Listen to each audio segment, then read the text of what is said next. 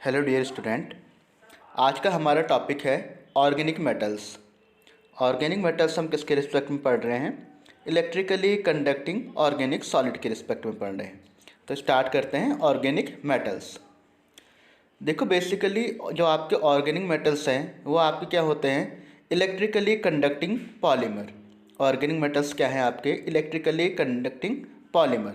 ठीक है, तो ऑर्गेनिक मेटल्स हैं वो किसके कॉम्बिनेशन से फॉर्म होते हैं? बेसिकली आपने प्रीवियस क्लास में जैसे पढ़ा था charge transfer complex. Charge transfer complex में हमने देखा था जब इलेक्ट्रॉन डोनर मॉलिक्यूल्स अपने pi electron electron acceptor molecules को देता है तो वह एक एडक्ट्स फॉर्म करते हैं। इसी प्रोसेस को हम कहते हैं चार्ज ट्रांसफ़र कॉम्प्लेक्स। तो इसी से हमारे ऑर्गेनिक मेटल्स क्या होते हैं? फॉर्म होते हैं। ठीक है, जैसे आपके कुछ हाई कंडक्टिंग पॉलीमर है, जैसे TTF है जिसका नाम है टेट्राथायोफुलवेलिन। ठीक है, ये आपने प्रीवियस क्लास में भी देखा था, टेट्राथायोफुलवेलिन एंड TCNQ, टेट्रा साइनोक्विनो डाइमीथेन। ये क्या हैं आपके? ये आपके ऑर्गेनिक मेटल्स हैं। और ये जो आपके TTFM TCNQ हैं ये आपके हाई कंडक्टिंग मेटल हैं। यहाँ पे एक रिएक्शन के बेस पे इसे समझाया गया है। देखो हमारे पास है TTFM TCNQ। जब इन दोनों के बीच में रिएक्शंस होती है या चार्ज का ट्रांसफ़र होता है, ठीक है, जिसमें TTF क्या है आपका? ये आपका डोनर मॉलिक्यूल है एंड TCNQ क्या है आपका? एक्सेप्टर मॉलिक्यूल है।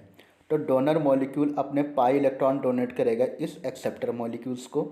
तो जो आपका डोनर मॉलिक्यूल है वो आपके क्या, उस पर कौन सा चार्ज आ जाएगा? पॉजिटिव। एंड एक्सेप्टिव मॉलिक्यूल पे चार्ज आ जाएगा नेगेटिव। ठीक है, ये दोनों आपस में एक बॉन्ड से जुड़े रहेंगे, दोनों आपस में एक बॉन्ड से कनेक्ट रहेंगे। ठीक है, तो इसी को हम कहते हैं चार्ज ट्रांसफ़र कॉम्प्लेक्स, क्योंकि इसी के बेस पे यहाँ पे चार्ज का क्या हो रहा है? ट्रांसफ़र हो रहा है। ठीक है, जो आपके ऑर्गेनिक सॉलिड्स होते हैं वो आपके इंसुलेटर की तरह बिहेव करते हैं। कब तक इंसुलेटर की तरह बिहेव करते हैं? जब तक कि उसमें कंजुगेशन ना आ जाए। मींस अगर किसी भी ऑर्गेनिक कंपाउंड में कंजुगेशन प्रेजेंट नहीं है तो वो कंपाउंड आपका इंसुलेटर होगा। ठीक है, अब यहाँ पे देखो एग्जांपल दिया गया है आपको। इस केस में देखो यहाँ पे इथीन का मॉलिक्यूल लिया था जिसमें पहले डबल बॉन्ड प्रेजेंट था। जब हमने इसके n नंबर ऑफ मॉलिक्यूल्स लिए, इसमें पॉलीमराइजेशन कराया, तो उसके बाद हमें पॉलीथीन मिला। पॉलीथीन में सारे के सारे कार्बन एटम जो है वो सिंगली बॉन्ड से कनेक्टेड है। सब के सब कार्बन एटम क्या है? सिंगली बॉन्ड से कनेक्टेड है। तो यहाँ पे कंजुगेशन प्रेजेंट नहीं है, इसलिए जो हमारा पॉलीथीन है वो क्या है? एक इंसुलेटर है। मीन्स इंसुलेटर की तरह बिहेव करता है। ठीक है, हम ये कह सकते हैं organic solids are usually electrically insulators. ठीक है, आप देखो इसमें बेस होता क्या है? अगर हम एसिटिलीन का मॉलिक्यूल ले लें, यहाँ पे हमने एसिटिलीन का मॉलिक्यूल लिया हुआ था, n नंबर ऑफ मॉलिक्यूल लिए हमने एसिटिलीन का, उसमें पॉलीमराइजेशन कराया, तो उसके बाद हमें यहाँ पे मिला है पॉली एसिटिलीन। अब इसमें कंजुगेशन प्रेजेंट है। देखो ये single bond, then double bond, then single bond and double bond, then single bond. ये कंटिन्यूएशन में चेंज चलती रहेगी। तो it means alternation of single and double bond and delocalisation of pi electron is called conjugation. तो यहाँ पे conjugation present है, इसलिए जो आपका पॉलीएसिटिलीन है वो किसकी तरह बिहेव कर रहा है? कंडक्टर की तरह बिहेव कर रहा है। या आप कह सकते हैं कि पॉलीएसिटिलीन इज ए कंडक्टर।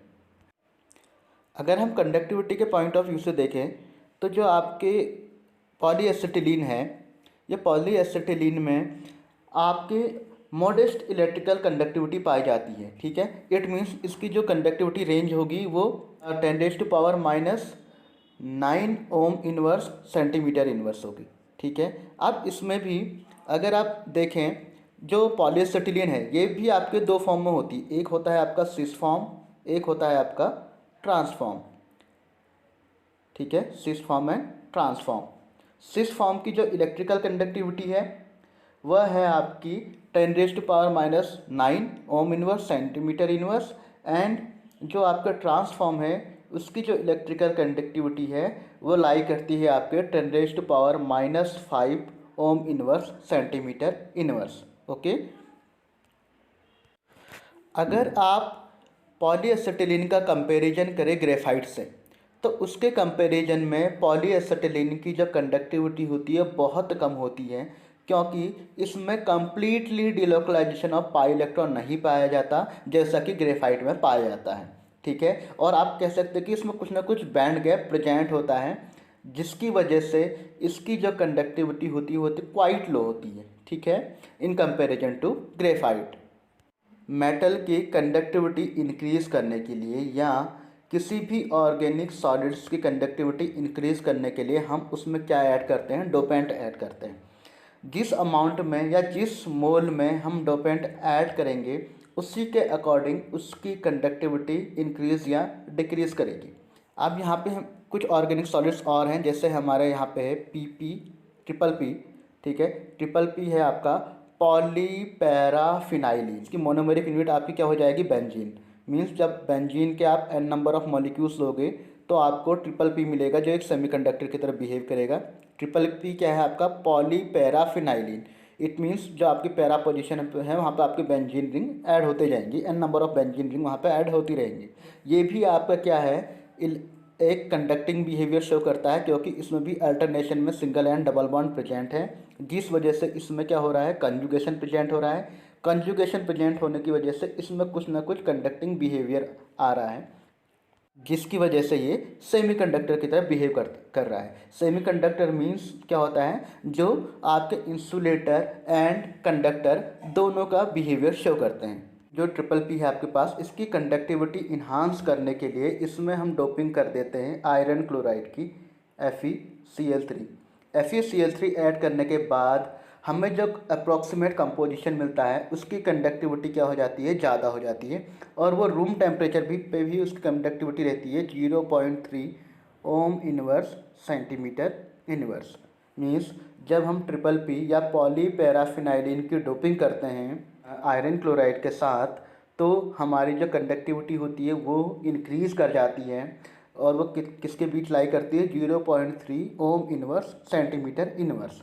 ठीक है, अब नेक्स्ट जो हमारा एग्जांपल है वह है पायरॉल का। या आपके पास कौन सा मॉलिक्यूल्स है, ये है पायरॉल। ठीक है, जब पायरॉल का आप n नंबर ऑफ मॉलिक्यूल्स का पॉलीमराइजेशन कराओगे तो आपको मिलेगा पॉलीपायरॉल, जिसकी कंडक्टिविटी बहुत कम होती है।